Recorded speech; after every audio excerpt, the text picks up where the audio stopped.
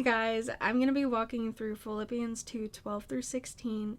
The main idea of this passage is that believers are called to work out their salvation by being persistent in their obedience to Christ, not as a way to earn salvation, but as a response to God actively working within them, so that they shine like lights in the world. So let me read the passage to you.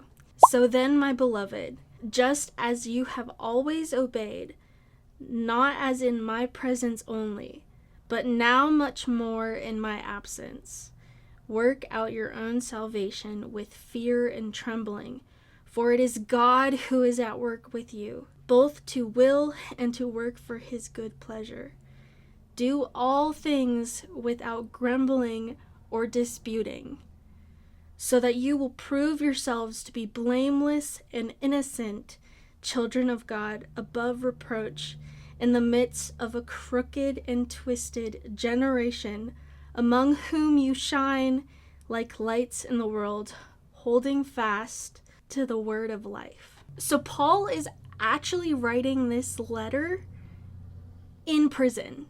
So Paul is writing this letter from prison to the church of Philippi, which was the first church he had ever planted. And throughout this letter, Paul is calling them to live lives worthy of the gospel, to walk in unity, and to imitate Christ. What's important here is that this passage comes right after Philippians 2:5 through 11, where Paul talks about Jesus humbling himself and becoming obedient to the point of death on a cross. So when Paul says therefore in verse 12, he's connecting what he's about to say with Christ as an example. He's basically saying, because Christ obeyed, now you must obey too. So in verse 12 through 13, Paul tells them, work out your salvation with fear and trembling. Now, this phrase can sound confusing at first, because if you pull it out of context, it almost sounds like Paul is saying we have to earn our salvation by works. But that's not what it means. The Greek word for workout here is katergazomai, and it means to produce, bring a result, cultivate, or to develop. So Paul is not saying we have to earn our salvation. He's saying live out the salvation God has already given you. Develop it. Cultivate it. Walk in it. And we know that because immediately after giving this command, God explains why. He says, for it is God who works in you. That's the grounding statement of this whole passage. Why do believers work out their salvation? Because God is already at work within them. So obedience is not us trying harder to earn God's love. Our obedience is our response to God transforming us from the inside out. One of the major theological truths here is God is actively working within believers. Your salvation, your spiritual growth, it's not something you manufacture on your own. It's something that God is doing in you. Personally, this challenges me because it reminds me that I'm not supposed to rely on my own strength to become more like Christ. I'm called to surrender and to trust that God is already shaping my desires towards obedience. And when obedience feels difficult, I can remember that God is giving me the strength to keep going. And within verses 14 through 16a, Paul gets practical.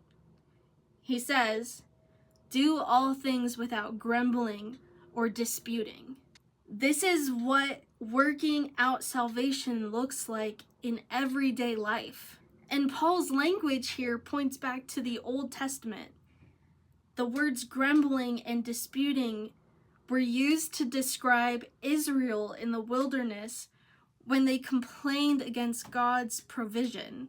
So Paul might be warning the Philippians, don't repeat Israel's disobedience. Instead, he's saying obedience will make them blameless and innocent children of God in the midst of a crooked and twisted generation.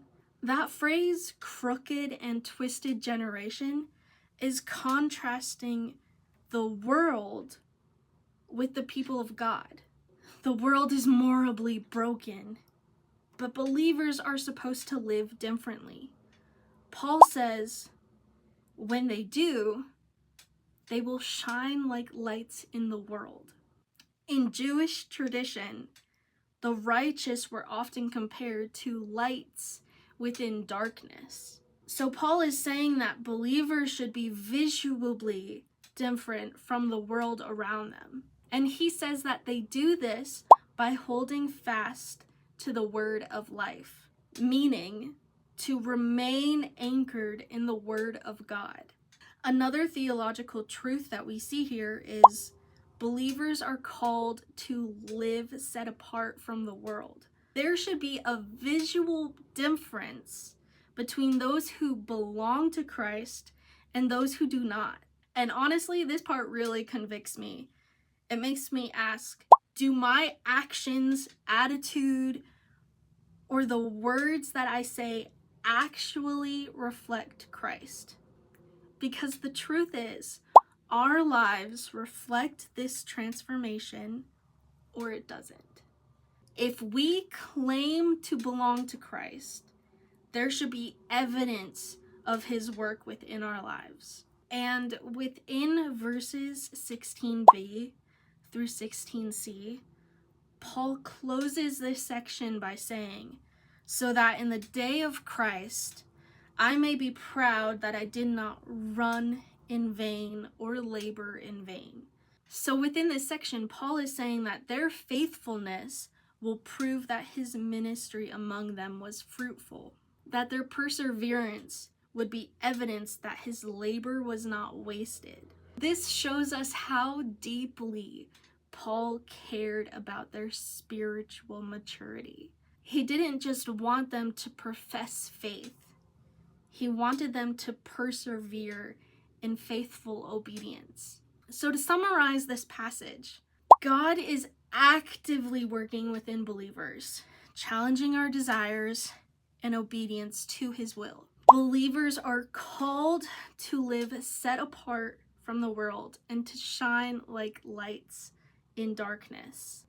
And our obedience reflects the transformation that God is doing within us, and it shows that we are children of God.